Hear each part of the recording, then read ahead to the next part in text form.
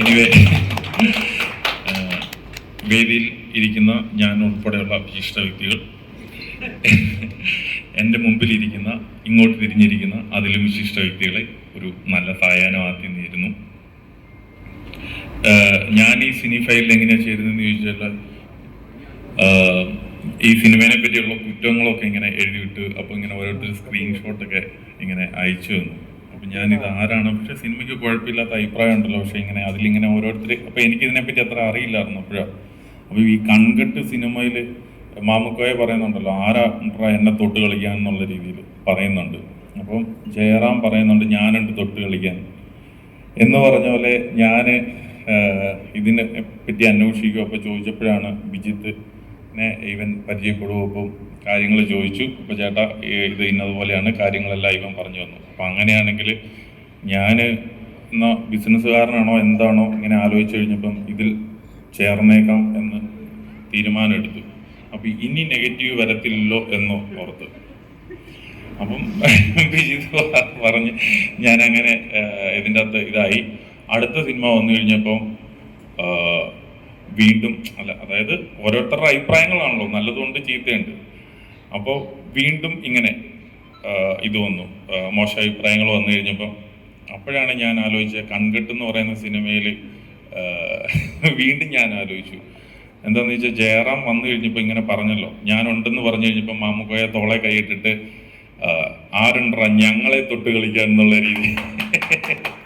അപ്പോൾ നെഗറ്റീവ് എന്ന് പറയുന്നത് നമ്മളുണ്ടെങ്കിലും ഇതിൻ്റെ അകത്തുണ്ടെങ്കിലും ഇല്ലെങ്കിലും വന്ന് ഭവിക്കുന്നതാണ്. അപ്പോൾ അതുകൊണ്ടിട്ട് നമ്മളതിനെല്ലാം ഒരു പോസിറ്റീവായിട്ട് കാണുക എന്നുള്ളത് മാത്രമേ ഉള്ളൂ. അപ്പം ചിലരുടെ നമുക്ക് അടപ്പിക്കാനായിട്ട് പറ്റത്തില്ല.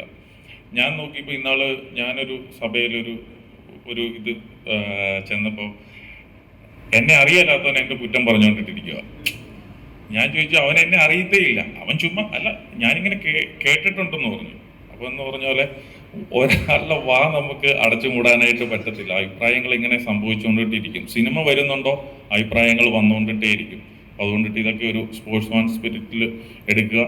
ഇപ്പോൾ 2024 വർഷത്തിലേക്ക് കടന്നു. അപ്പം എല്ലാവരും നല്ല രീതിയിൽ ചിന്തിക്കുക. ഞാൻ 2023 തീരാറായപ്പോഴത്തേനും പള്ളിയിൽ പോയി ഈവൻ പ്രാർത്ഥിച്ചു, ദൈവമേ 2024 വർഷം നല്ല പ്രകാശപൂർണമായിരിക്കണമേ എന്ന്.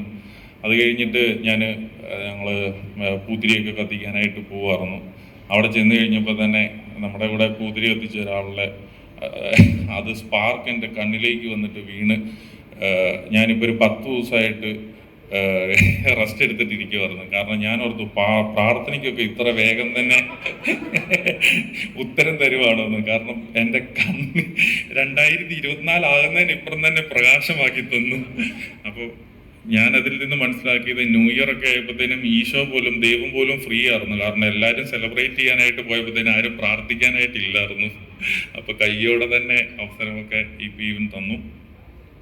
ഇനി ഞാനതൊരു നർമ്മത്തിൽ അങ്ങ് ആക്കിയെന്നേ ഉള്ളൂ. കാരണം സന്ദീപ് എക്കണോമിക്സിനെ പറ്റി പറഞ്ഞു, വിജയബാബു സെയിൽസ് ഡിപ്രഷനെ പറ്റി പറഞ്ഞു,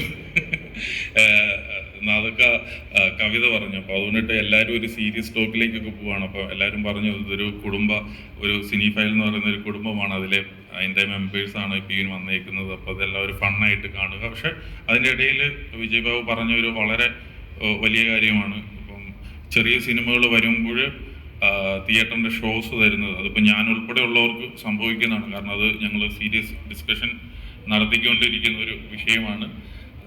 അതിനെപ്പറ്റി ഇന്ന് രാത്രിയിൽ തന്നെ കൂലങ്കഷിതമായിട്ട് ഞങ്ങൾ ചിന്തിച്ച് വിജയബാബുവിനോട് അടുത്ത ദിവസം തന്നെ ഇതിൻ്റെ തീരുമാനങ്ങൾ അറിയിക്കുന്നതായിരിക്കും. എനിവേ 1,00,000 സബ്സ്ക്രൈബേഴ്സായി സിനി ഫയലിൽ. 2 രീതിയിൽ പറയാം, സിനി ഫയൽ എന്നും പറയാം, സിനി ഫീൽഡ് എന്നും പറയാം, എങ്ങനെ വേണമെങ്കിലുമൊക്കെ പറയാം. പക്ഷേ അതിൻ്റെ ഇവരുടെ ഒരു സന്തോഷ മൊമെൻറ്റിൽ പങ്കെടുക്കാനായിട്ടാണ് ഞങ്ങളെല്ലാവരും വന്നത്. അപ്പോൾ അതുകൊണ്ടിട്ട് ഒരിക്കൽ കൂടി ഇതിൻ്റെ മുന്നിലും പിന്നിലുമൊക്കെ പ്രവർത്തിക്കുന്ന എല്ലാവർക്കും, ബിജിത്തും ബാക്കിയുള്ള കൂട്ടാളികൾക്കും പടയാളികൾക്കും എല്ലാം ഒരു ആശംസ നേരുവാണ്. So happy new year to all. Okay.